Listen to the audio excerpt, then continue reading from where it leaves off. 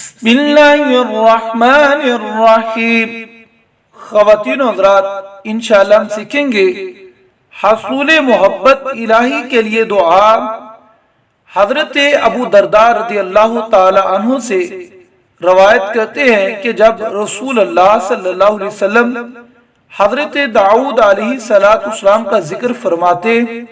تو فرماتے وہ سب سے زیادہ عابد تھے، اور ان کی دعاؤں میں ایک دعا یہ بھی تھی،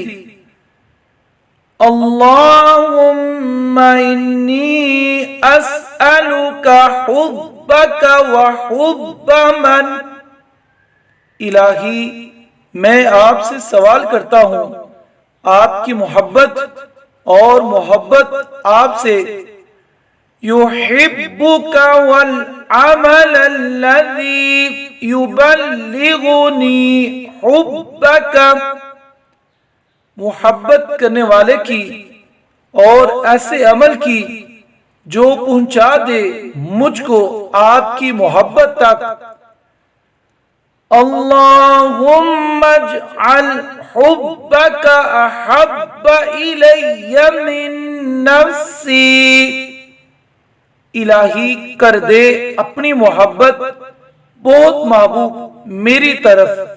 میری جان سے، وَمَالِي وَأَهْلِي وَمِنَ الْمَاءِ الْبَارِدِ، اور میرے مال سے اور میرے اہل سے اور ٹھنڈے پانی سے،